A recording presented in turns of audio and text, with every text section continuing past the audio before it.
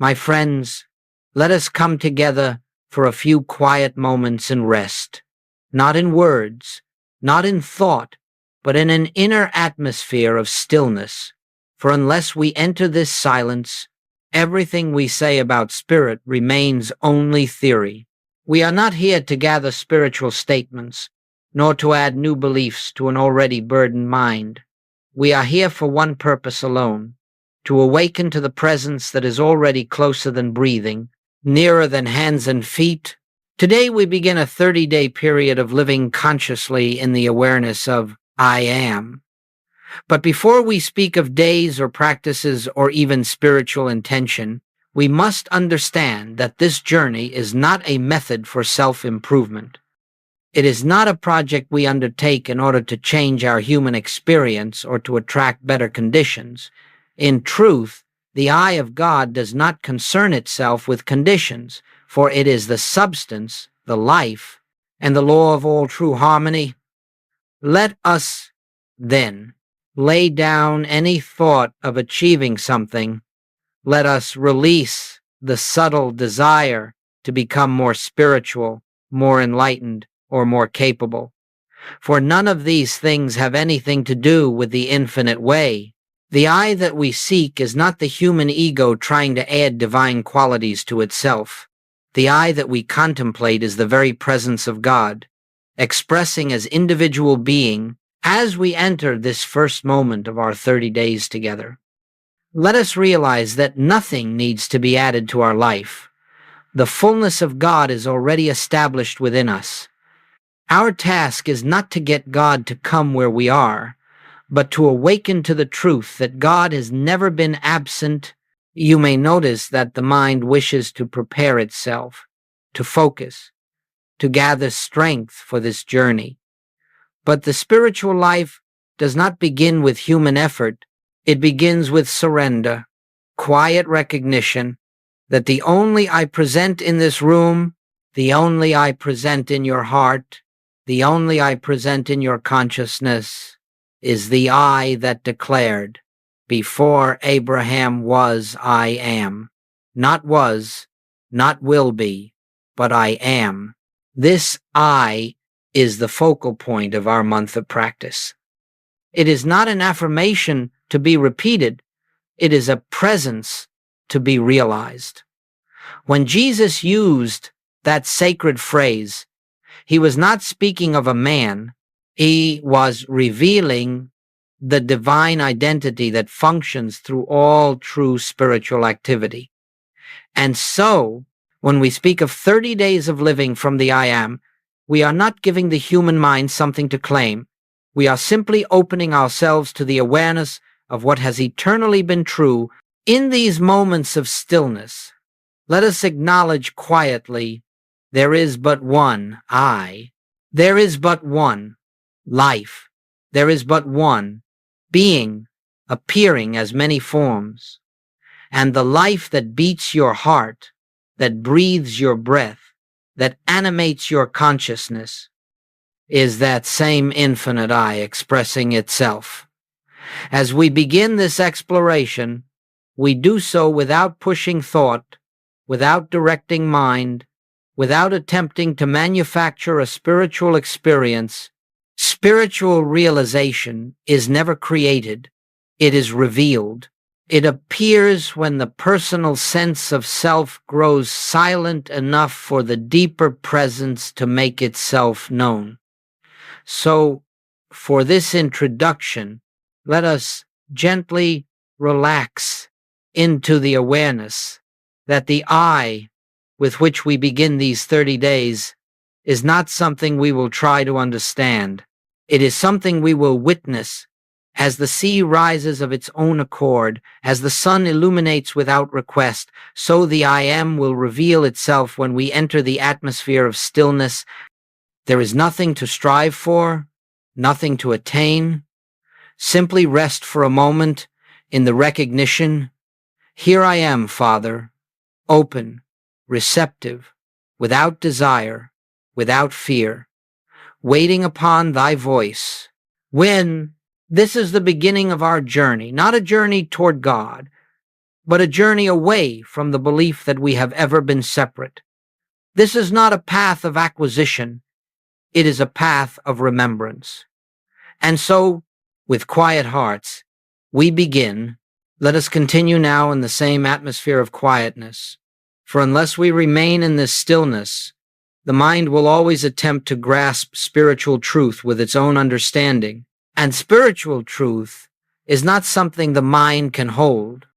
It is something the spirit within us reveals when we are receptive and still we turn our attention to the nature of the I am. This sacred I is not a thought, not a concept, and not a statement of human identity. It is the very presence of God announcing itself. It is the divine selfhood that has existed from the beginning, unchanging, complete, perfect. When Jesus spoke the words, I am the way, the truth, and the life, he was not describing the man born in Bethlehem. He was revealing the universal identity that functions as the life of every individual who awakens to it. In these studies, it is important that we make a clear distinction. There is the I, which is personal, made up of memories, fears, ambitions, beliefs, and there is the I, which is impersonal, eternal, untouched by human experience. One is formed of the world, the other is the substance of spirit. And so, when we use the phrase I am, we are not speaking of the personal sense of I, the I that worries, strives, searches, and suffers. That I is a concept, a projection, a temporary shadow. The I am we contemplate is the presence that lives. Itself is you. The I am is not made holy by your recognition of it. It is holy because of what it is God expressing as individual being. During these 30 days, you will discover that the moment you try to think the I am, you lose it. The moment you try to use the I am to improve your experience, it slips away. For this I cannot be employed as a tool of the personal mind. It reveals itself only when the personal mind grows quiet enough to let the deeper identity come forward. In our human journey, we have been taught to believe that we must become something more, something better, something greater. But in spiritual truth, we cannot become what we already are. We do not climb toward God. We awaken to the realization that God is the very essence of our being. This is why all striving fails, why all effort exhausts. Spiritual attainment is not an attainment at all. It is a recognition. You may ask, if this I am is the presence of God expressing as me, why have I not felt it before? The answer lies not in distance, but in distraction. The I am is not hidden. It is simply unnoticed. It is as present in this moment as it was in the moments of your greatest peace, your greatest joy, your greatest clarity. It does not grow or diminish. It awaits recognition. The purpose of our contemplation is not to make the I am more real, but to make the personal sense of I less obstructive. When the noise of the human self softens, when we stop pushing life with our will, when we cease reaching for things outside ourselves, a subtle awareness begins to rise. It is gentle, quiet, and unassuming. It does not declare itself with fanfare. It simply stands forth as peace. This is the nature of the true I. It never strives. It never fears. It never demands. It never seeks recognition. It simply is. When you rest in this awareness, even for a moment, you begin to sense that the life you have called your life was never yours. It is the infinite life appearing as your individual expression. And in that realization, the burden of living your life begins to fall away. Something deeper, wiser, and more loving takes over, without effort, without command. This is why we say that the I am is revealed and not created. You cannot create what is eternal.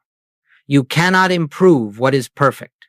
You cannot add anything to the infinite, but you can witness it. You can behold it, and in beholding, you discover that the being you believed was yours was never the truth of you. This recognition may come slowly, or it may come in a moment of profound silence, but it comes only when the personal self yields, when we stop trying to become spiritual and allow the spirit to be what it already is within us. As we proceed through these 30 days, let this be the foundation. The I you are seeking is already present. The I that lives you is the I you will discover. The I that you will come to know is the I that has never left you, not for a moment. Rest in that quietly, and let the realization unfold as we enter this first stretch of the 30 days. Let us remember that we are not beginning a discipline, nor are we undertaking a task. We are not attempting to reform the human mind or shape our experience through will. What we begin now is a gentle turning, a turning away from the belief that our life is lived externally, and a turning toward the truth that life itself is within us, functioning as our being. In these early days, you may notice how deeply conditioned the mind is to live outwardly. It seeks security in things, in people, in events. It looks to the world for validation, for provision, for safety. It tries to manage the future and reinterpret the past. All this activity is born of the belief that life is something separate from us, something we must pursue or maintain. But in spiritual truth, life is not lived outside your being. Life unfolds from within. Life flows as consciousness, not as circumstance. And so, the first days of this month ask only one thing of us: awareness. Simply observe how often the mind rushes into the world for answers. Notice how quickly it reacts to appearances, how it judges, fears, anticipates, and resists. Do not try to stop these movements. Do not wrestle with the mind. That attempt itself is still the personal sense of I, the false self, trying to correct itself. Instead, each time you observe the mind moving outward, gently return to the inner center, not by effort, but by recognition. Let the inward turning be soft, like resting your head upon a pillow. Let it be as natural as closing your eyes after a long day, and as you turn within, you need not think, nor affirm, nor search. Just behold. Here I am. This simple recognition, unstrained, unforced, is the beginning of opening the door to the deeper I. During these early days, it may feel as though nothing is happening. The mind may say, "This is too simple," or "I do not yet feel anything spiritual," or "I must not be doing this correctly." But understand this: you are not waiting for an experience. You are not seeking a sensation. You are simply reorienting your consciousness from the outer to the inner. This is the most delicate step of the spiritual path, and it is always the slowest, because it is here that the personal sense of I begins to lose its prominence. This shift is subtle. It feels like a softening, a loosening of the tight grip we have kept upon life. No longer must we push against circumstances. No longer must we direct outcomes. No longer must we strive to defend or justify the personal self. Instead, we pause, even in the midst of our daily activity, and silently remember The life I am seeking is the life that is already living me. The wisdom I try to gather is already present as the mind that thinks through me. The love I hope to feel is the love that is the nature of my being. These recognitions may appear fleeting at first. They may last only a moment or two before the mind rushes back into its old habits. But within these small moments lies the seed of transformation. For every time we turn within, we loosen the world's hold upon us. Every time we rest in the I am, even for a breath, we silence a fragment of the personal sense. Do not measure your progress. Do not judge your quiet moments. Do not attempt to evaluate your spiritual awakening. In the beginning, the reorientation of consciousness is simply a matter of remembering. Remembering that you are not a seeker. Remembering that you are not a struggling personality. Remembering that the I which animates you is not limited, is not fearful, is not separate. Throughout the day, pause gently, perhaps only for a few seconds, and acknowledge, I am here, and God is the I that is here. Nothing more is required. Nothing more is spiritual. As these first days unfold, let this be your simple practice, withdrawing attention from the outer and turning softly toward the inner, not in order to produce anything, but in order to behold what has always been present, the living Christ, the divine I am, shining silently at the center of your being. We begin here, not with effort, but with release. As we move deeper into these 30 days, something subtle begins to occur within our consciousness. The outer turning that occupied the early days gives way to a quieter, more intimate awareness. And with that awareness comes a silence that may, at first, feel unfamiliar, even unsettling. It is not the silence of emptiness, it is the silence of presence. It is the silence that remains when the personal sense of I begins to loosen its grip. For many, this stage feels like standing at the edge of a great stillness, unsure of whether to step into it. The mind, long accustomed to noise and movement, does not readily trust quiet. It wonders, is this enough? Should I not be doing more? Should I not be praying more, thinking more, understanding more? But the spiritual life does not grow through more. It grows through less effort, less interference, less reliance on the personal mind. During these middle days, you may sense a kind of emptiness within, not because something real has been taken from you, but because something unreal is beginning to dissolve. The personal self, the self that has struggled, feared, defended, and sought begins to lose its authority. Its voice grows softer. Its impulses lose strength.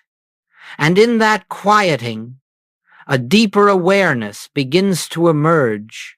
This can feel strange because we have lived so long believing that this personal self was our identity.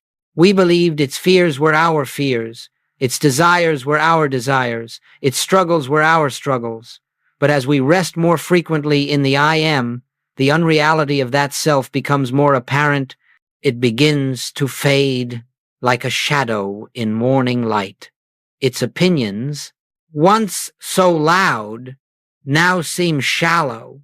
Its urgencies no longer command the same obedience. Do not be alarmed by this. Do not be disturbed if you feel as though something is slipping away. Nothing real can be lost. Only the false self, the self made of memory, habit, and conditioning, begins to dissolve. And as it dissolves, there is a sense of being unanchored, as though the ground beneath you has shifted. Yet what is actually occurring is not a falling away, but a rising into truth at this stage. The silence takes on a new character. It is no longer the silence of effort, of trying to be still. It is the silence that arises naturally when the inner burdens begin to fall away. It is a silence that is not empty, but full of presence, full of peace, full of a quiet assurance that does not depend on human logic. This is the silence that Goldsmith described when he said that spiritual truth is heard not in the mind, but in the soul. You may also notice that the world seems somehow less solid. The criticisms of others carry less weight. The conditions around you feel less threatening. Even your own thoughts lose their urgency. This is not indifference. It is freedom. It is the dawning realization that appearances do not define reality. The I am that you are beginning to sense is untouched by conditions. And as your awareness shifts toward that I, your relationship with the world changes. You might find that this inner quiet brings with it moments of discomfort. The mind may resist the loss of control. It may try to reassert itself, insisting that something is wrong or missing. But understand this, the discomfort is not the presence withdrawing. It is the ego losing its dominance. It is the old identity struggling to maintain its illusion of power. The silence that frightens the ego is the very atmosphere in which the true self reveals itself. Do not fight the discomfort. Do not attempt to push it away or interpret it. Simply observe it, and then rest again in the quiet recognition, I am, not as a mantra, not as a thought, but as a presence that stands behind the mind. I am.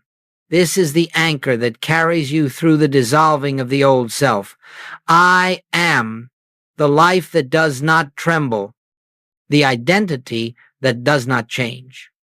As the days continue, you will notice that this silence begins to feel more like home. What first seemed unsettling becomes comforting. What once felt empty becomes full. And what once seemed like losing yourself becomes the discovery of your true self, not the self you imagined, but the self that is eternal, unchanging, and whole. This is the sacred work of the middle days, not dramatic, not emotional, not filled with visions or sensations. It is the quiet dismantling of the false sense of self and the gradual emergence of the true identity. This work cannot be hurried. It unfolds in its own rhythm, according to the receptivity of the soul. But every moment you spend dwelling in the I am, even if briefly, nourishes this unfolding. Be patient with yourself. Be gentle with the process. And remember that the silence you meet is not a void. It is the presence of God revealing itself as your very being. As we continue through these 30 days, something begins to reveal itself quietly, without fanfare, without outward signs. It does not announce its arrival, yet it becomes unmistakable. After the dissolving of the old self begins, there comes a gentle shift, a shift not brought about by effort, but by the simple grace of resting in the I am. This shift is not dramatic. It is not a sudden burst of spiritual revelation. It comes in small moments, like soft waves touching the shore. You may begin to notice that circumstances which once troubled you no longer have the same hold. The opinions of others, which once seemed so important, now pass through your awareness with less resistance. Decisions that once required great deliberation now arise with a quiet clarity. There is a sense of being moved rather than pushing life forward. This is the natural effect of living without effort. It is the fruit of allowing the personal sense of I to step aside. You see, the I that struggles is never the true I. The I that fears, the I that worries, the I that tries that I is a projection of the human mind, it has no power of its own, no life of its own. It is a shadow self, a temporary structure built of thought. But when we rest in the real I, when we lean gently upon that inward presence, something profound occurs. Life begins to organize itself around harmony. This does not mean that every outer situation suddenly changes. It means that our relationship to situations changes. We no longer approach life as a problem to be solved, but as a revelation waiting to unfold. And because we are no longer trying to manage outcomes, the natural order of spirit becomes visible. The movement of grace becomes apparent. Perhaps someone speaks to you harshly, and where once there would have been hurt or reaction, now there is only a quiet spaciousness. Perhaps a problem arises at work, and instead of panic, there is a calm awareness that somehow, beyond your understanding, solutions are already present.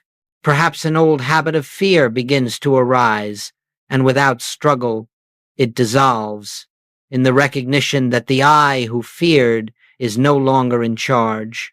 These are not signs of personal progress. These are evidences that the personal sense of I is losing its reality when we stop living through the limited self and begin living from the infinite I. The world around us cannot help but reflect that change, not because we have manipulated the world through thought, but because consciousness is the substance of experience. And when consciousness shifts, experience follows gently, naturally, without strain. At this point in the 30 days, many discover that prayer has changed. It is no longer a reaching outward. It is not a request for intervention. It is not a hope for better conditions. Prayer becomes a listening, a quiet resting in the awareness that the presence is already here, already active, already fulfilling its own nature. And in this listening, we begin to perceive that harmony does not come to us from outside. Harmony arises from within us, because harmony is the nature of the I that lives us. Healing begins to occur not because we seek healing, but because the false sense of separation, which is the root of all discord, is dissolving. You may find that small blessings appear unexpectedly, not because you prayed for them, but because you are no longer obstructing the flow of grace. A long-standing tension may ease, a relationship may soften, a creative insight may come without trying to think your way to it. These are not miracles in the common sense. They are the natural activity of divine law, operating without interference. It is important to remember that these inner shifts are not something you produce. They arise of their own accord. When you stop attempting to direct your life, they arise when you give up the belief that you must hold your world together. The true I, the I am, holds all things in perfect balance. In this stage of the journey, living becomes lighter, not easier in terms of circumstances, but lighter in consciousness. You feel more spacious within, more at rest. The world has less of a claim upon your emotions. You begin to walk through life with a quiet confidence that does not come from human knowledge, but from the awareness of an inner presence that never leaves you. These first inner shifts are not the final realization. They are the early blossoms of spiritual awakening. They are reminders that you are no longer living life as a personal being, but as an instrument through which the infinite expresses itself. Let these changes come as they will. Do not cling to them. Do not try to reproduce them. Simply behold them as signs that the true self is beginning to shine through the cracks of the old identity. As you continue resting in the I am, more will be revealed, not through effort, but through grace. As the days continue, you will begin to notice a deeper shift taking place, one even more subtle than the earlier dissolving of the personal self. Something within begins to settle into a new foundation, a new dimension of being. You find that you are no longer living on the surface of life, carried here and there by events, reactions, and appearances. Instead, you begin to live from a quiet center, a center that does not move, does not change, and does not depend upon the outer world. This center is not created by your effort. It is not the result of discipline or spiritual training. It is the natural state of your being revealing itself as the false layers fall away in this deepening. You may discover that the mind has less to say. It no longer clamors for attention with the same urgency. Thoughts still appear, of course, but they pass like birds across a wide sky, leaving no trace. Where once you felt compelled to analyze, to evaluate, to decide, now you sense an inner knowing, a gentle assurance that life is unfolding through you rather than being directed by you. It is here that one of the great principles of the infinite way begins to take root within your consciousness.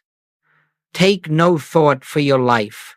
This does not mean carelessness or neglect. It means that the source of guidance is no longer the personal mind, but the inner presence, the I, that is God expressing as you. When this realization begins to dawn, you feel less pressure to control circumstances.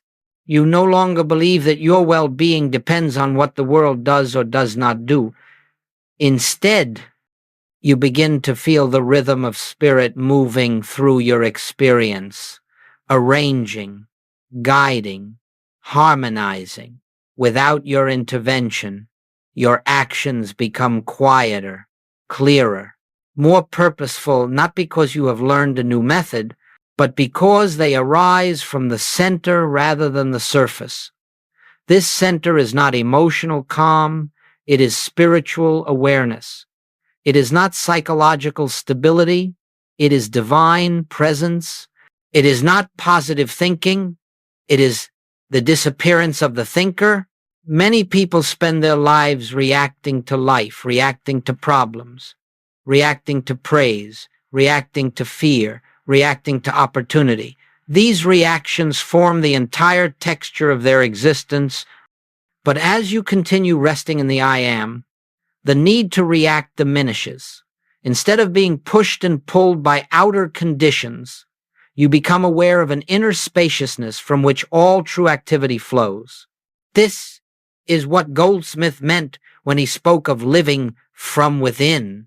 He did not mean that we retreat from the world or withdraw from daily responsibilities. He meant that we cease living from the world and begin living from the divine source at the center of our being. In this stage of the 30 days, you may find that your work takes on a new quality, not because the nature of the work has changed, but because you are no longer doing it alone. You may notice a deeper patience in your interactions, not achieved through effort, but arising from the awareness that no one is separate from the one. Life, you may find that challenges which once felt overwhelming now appear as opportunities for inner listening rather than outer struggle. Every outer activity becomes an inner practice. Every encounter becomes an opportunity to behold the presence. Every moment becomes an invitation to rest again in the gentle realization, the Father within me doeth the works. And in this deepening awareness, you begin to understand something that cannot be fully expressed in words, that life does not flow from you outward, it flows from the center of your being into form. You are not an individual attempting to reach God. You are the place where God shines forth into visibility.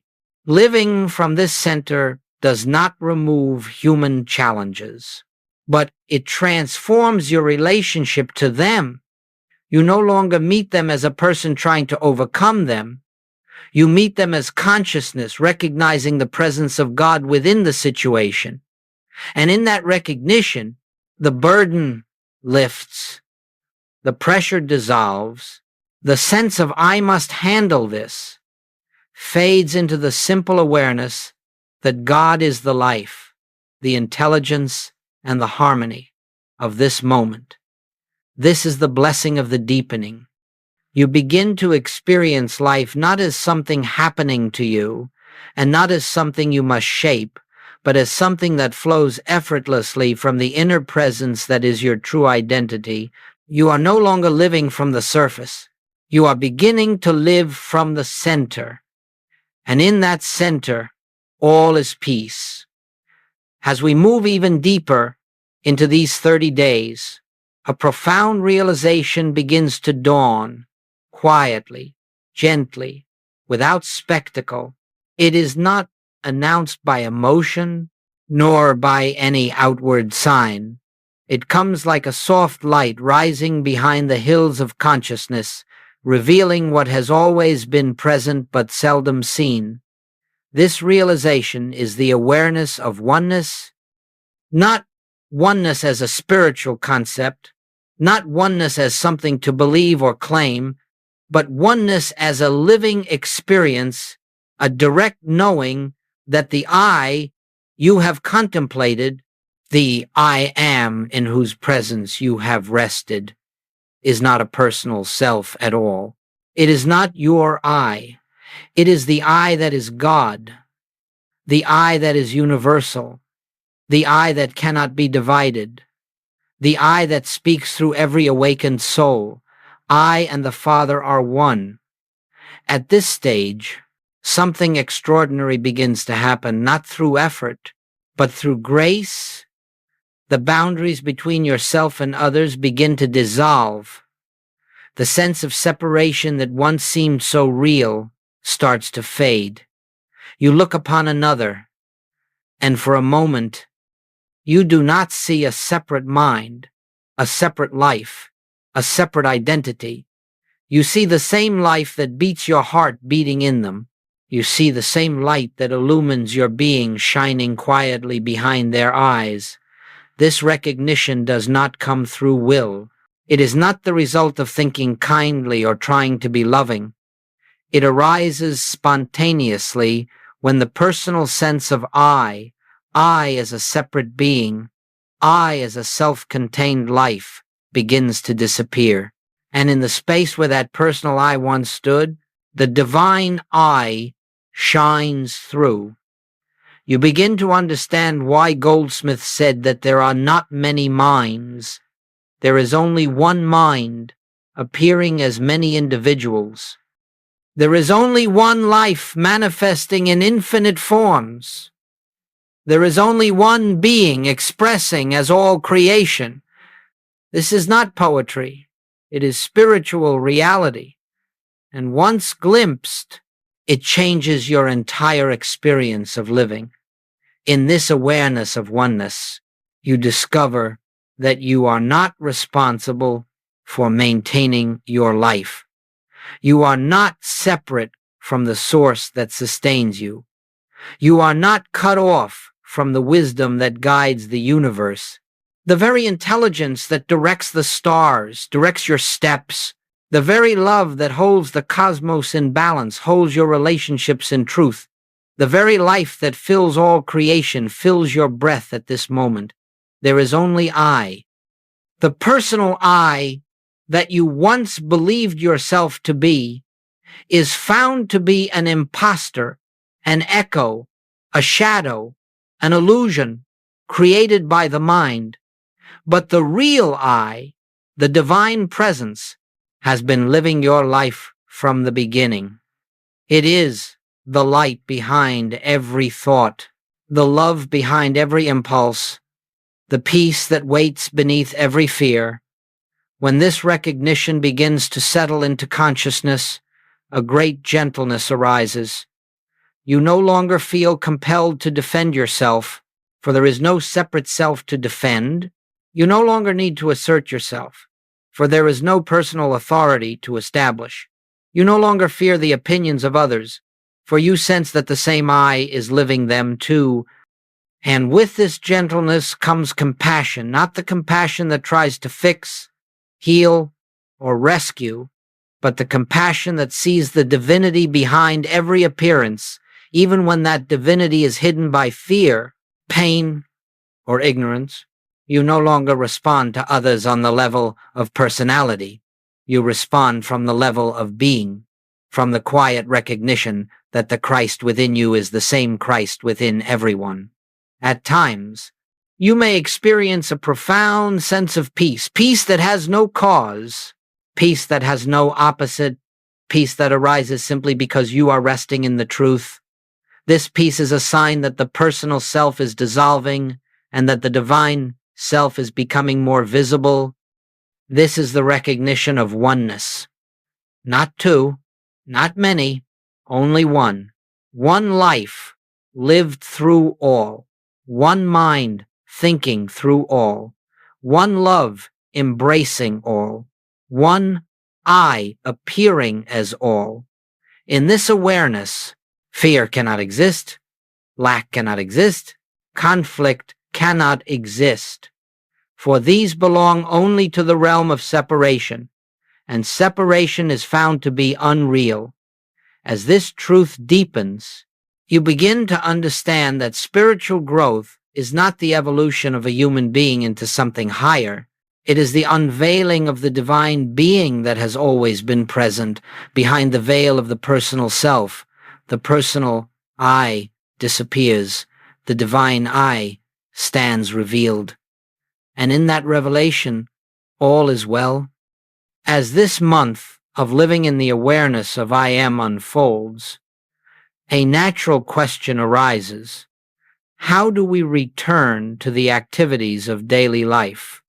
How do we work, relate, decide, speak, and act while maintaining an inner realization of oneness? The answer is far simpler than the mind imagines. We do not return to life as we lived it before. We do not take this spiritual awareness and apply it to the outer world. Rather, we come to understand that the outer world is the expression of the inner state of being, and so the daily life itself begins to flow from a new center. During these 30 days, as you have rested in the I am, something profound has taken place within you. You may not fully recognize it yet, but you have shifted the point from which you live. You have loosened your identification with the personal sense of self and have begun to taste what it means to live from the divine center in this new awareness. Action no longer comes from effort or planning or will. It comes from a quiet inner prompting, a gentle movement that arises from within and expresses itself outwardly without strain. You will begin to notice that the way you work changes not because the tasks are different, but because the doer is different. Where once work may have felt like a demand placed upon you, now it becomes an opportunity to witness the activity of God, expressing through you. The pressure to perform, to succeed, to achieve, falls away, and in its place there is a quiet joy in being the place where divine intelligence acts. Your relationships, too, begin to take on a different quality. No longer are you dealing with personalities, with separate minds, with conflicting wills. You are meeting the same I that you have contemplated within yourself, now appearing in the form of another. The old habit of reacting to outer behavior softens because you see past appearances into the truth of their being. You begin to recognize that every encounter, whether pleasant or challenging, is an invitation to behold the presence that is the life of all. And so, You no longer enter a conversation trying to persuade, defend, or protect yourself. You enter it quietly, as an instrument, allowing the inner wisdom to reveal what needs to be said, or to hold silence when nothing is required. In this way, your actions cease to be personal. They become expressions of the deeper I. What becomes most striking in this stage is that you begin to sense a rhythm in your day. You no longer force events into place. You no longer push against resistance. You find yourself guided gently but unmistakably toward the right activity, the right timing, the right words. This is the natural flow of grace operating when the personal self is quiet. At times, you may catch yourself slipping back into old patterns of fear or haste or worry, but even then, something within you remembers. Instead of fighting the fear or trying to correct the mistake, you pause quietly and return to the inner center. A single moment of recognition I am is enough to bring you back into alignment with the deeper truth. The return to everyday life is not a return to struggle.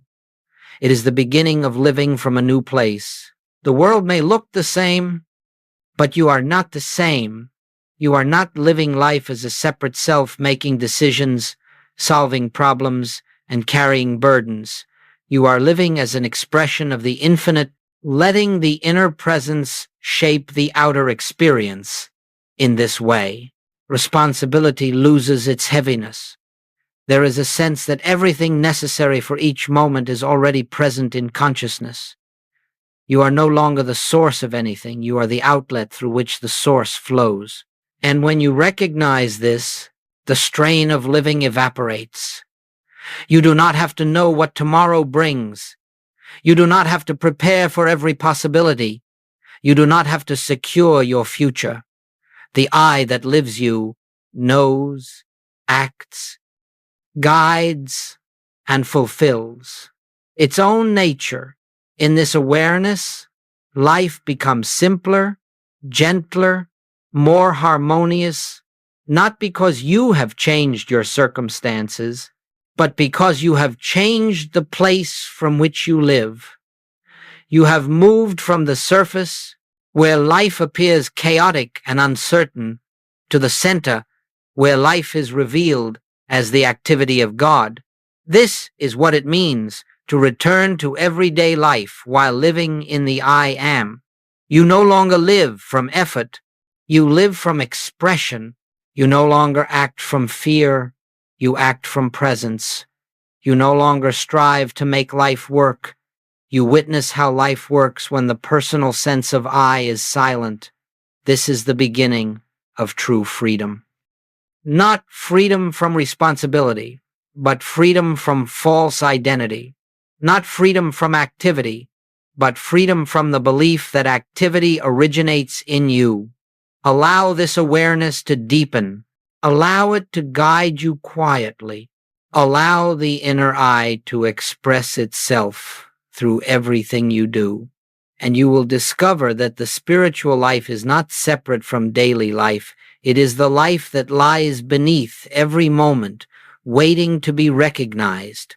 And now, my friends, we come to the close of these 30 days, not as an ending, not as the completion of a journey, but as the quiet recognition that the journey itself has never been measured in days. The spiritual life does not unfold according to time. Grace does not follow a calendar. The revelation of the I am does not arise because 30 mornings and evenings have passed. It arises because something within you has grown still enough, receptive enough, open enough for truth to reveal itself. And so, this closing moment is not a conclusion. It is a continuation of the infinite way, which has neither beginning nor end. Throughout these past weeks, you have touched a deeper dimension of being. You have experienced glimpses, perhaps fleeting, perhaps profound, of a presence that lives you, sustains you, breathes you, You have felt the dissolving of the personal sense of self, the quiet arising of the divine nature, and the recognition of oneness that lifts you above the belief in separation. And although these glimpses may seem small, they are the seeds of eternal truth planted in consciousness. Once planted, they cannot be uprooted. You may not always feel the presence. You may not always rest in the I am. There will be moments where the old fears or habits arise again. But something has changed. Something within you knows the truth, and that knowing, however faint, becomes the guiding light of your path. In the infinite way, we do not strive for unbroken spiritual awareness. We do not condemn ourselves when we forget. We simply return again and again to the quiet recognition that the I which lives us is ever present, ever complete, ever whole. If, in the days ahead, you find yourself slipping back into the old sense of self, do not struggle to recapture spiritual awareness. Do not attempt to force silence or to recreate any experience you have had during this month. Simply pause for a moment, breathe softly, and acknowledge, I am. This gentle turning is enough. A single moment of recognition reopens the channel through which grace flows. In time, you will discover that this spiritual awareness becomes the background of your entire life. You will act, speak, and live from a deeper center without consciously trying to do so.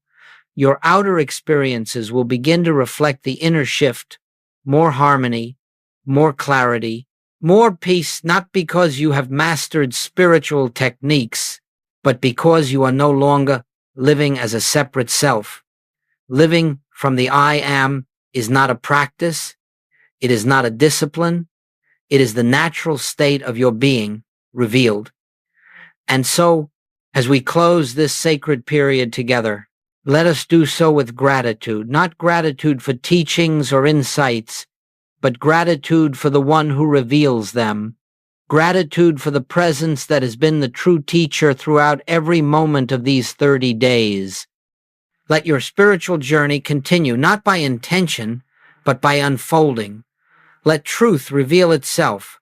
Let grace guide you. Let the I am live your life. The infinite way is not a path you walk. It is the life that walks as you. And so we rest now, not in ideas, not in effort, but in the quiet assurance that the one who began this work will complete it, not through your labor, but through its own nature, its own light, its own infinite love. Let the presence go before you. Let the presence remain with you. Let the presence be the I of your being. And in this awareness, all is well, all is complete, all is God appearing as your life,